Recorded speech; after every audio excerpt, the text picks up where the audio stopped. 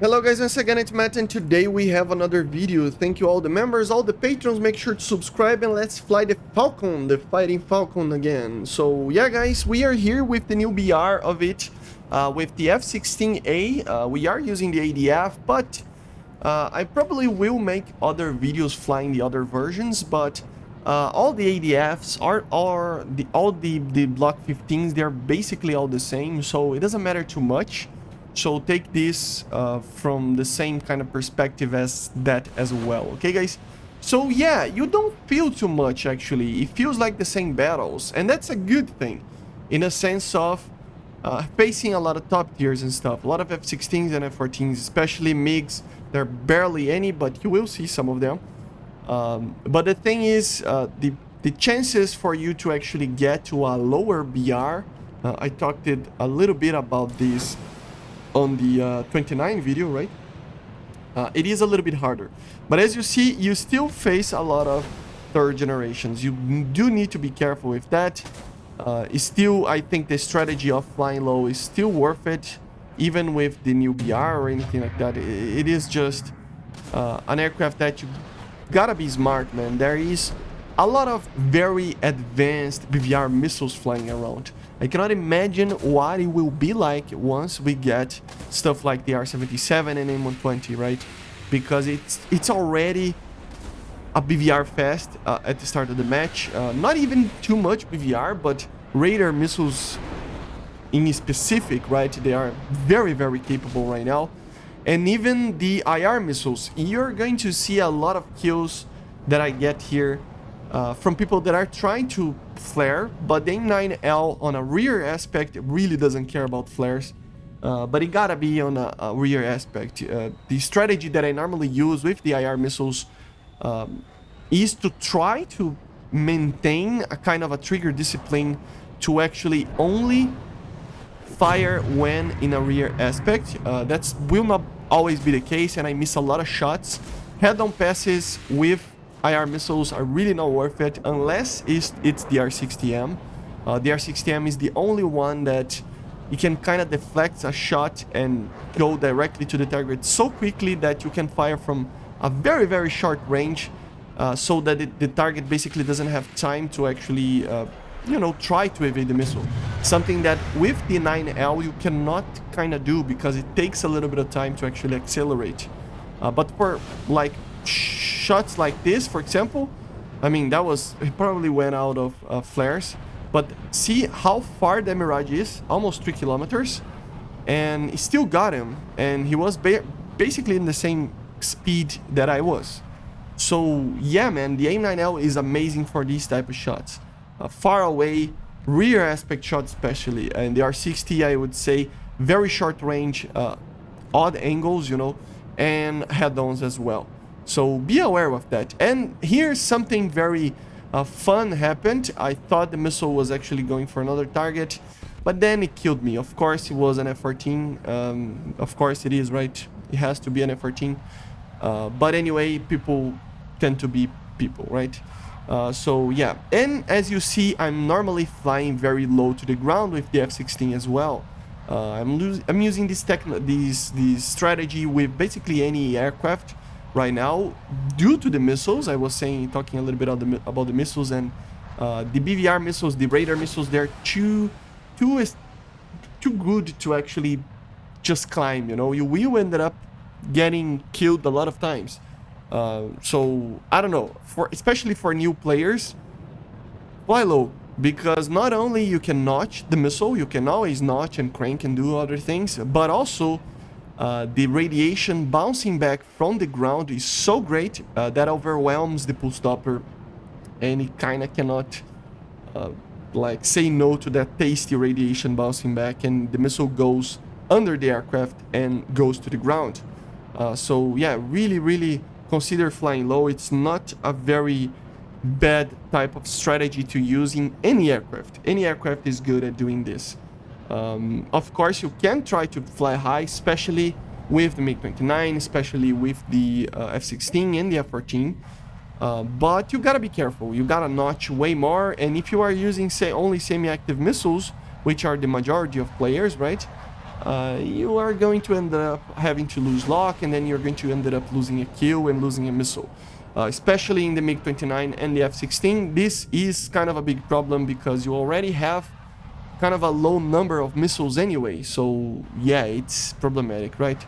But anyway, in the sense of the BR, I already kind of talked a little bit about this, but yeah, it is very much a welcome addition to the game, a welcome change.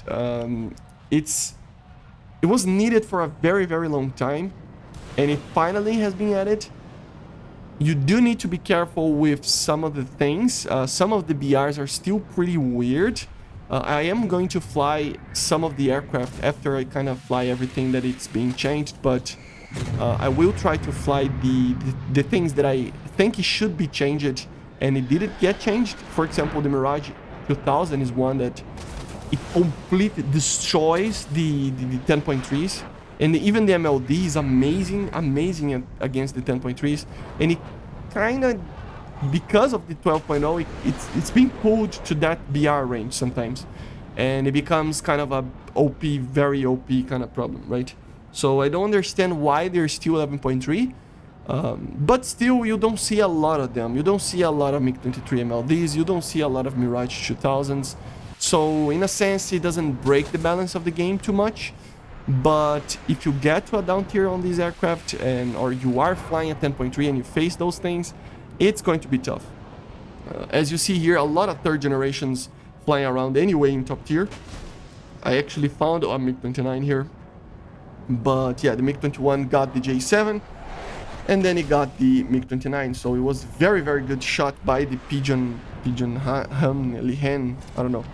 And as you see, J7E, F5E, I mean, there's so many third generation aircraft here that it's not even a joke. It's funny. I already talked a little bit about on the other video, I think it was on the J35, but the grind right now, it's so big that you barely, not that you barely see fourth generation, you majorly see, especially in top tier, but you feel that it should have, I mean, we need more fourth generations maybe. And the grind to be a little bit less of a problem, because yes, it's not very easy right now. And then the J7E, I was trying to escape from it, and it's a PL5. I mean, the PL5 is one of the best missiles in the game. I cannot wait to actually get a PL5 as an all aspect, to be honest. It's an amazing missile. And as you see, the strategy again, just flying low, trying to get people by surprise. I'm normally not trying to fire the missiles from very far away. I kind of changed my play style just due to the fact of incredible missiles that were added, right? Like the M7F and M and the R27s. It's way too hard, so I kind of changed the way that I fly every match just to make sure that I don't die like that. Maybe, not maybe, but in larger maps I will continue to use the higher altitude kind of situations, but yeah.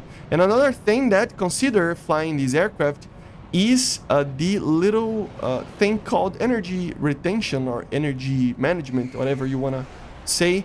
It's something, it's just a key factor for any aircraft of the fourth generation jets. So yeah, especially the F-16, because the MiG-29 you can kind of have basically a good turn at 800, 900, but the F-16, man, is just a break at those speeds, so you gotta really slow your pace, right? You gotta really stay at like 600, 700 to actually be able to turn. So yeah, normally I'm not using the fuel external fuel tank, and I barely use the afterburners because it's just not needed. Only when I actually need speed, because we normally don't need. And the A9L is doing that. I mean, it's another factor that you have to consider to not just basically not need to use the afterburner, right? Because the missiles do the job. So yeah, very interesting. And it is just, these fourth generations are just amazing to fly. They feel modern, they feel nimble and light. Of course, there are some changes in the flight model that a lot of people wanted, but in a general sense, I think it's all right now. And yeah. So yeah, 2 guys left. This is the last match that I'm going to show to you guys. And then a MiG-23 and then an F-14 that was landed. I didn't realize that I was with the air brake open there, and I closed and I start to burn. He was going to try to run. And yeah, guys, you can go back on the video and take a look. There isn't many fourth generations they killed. It's so many the third generations, Jesus, that I mean, it's just funny.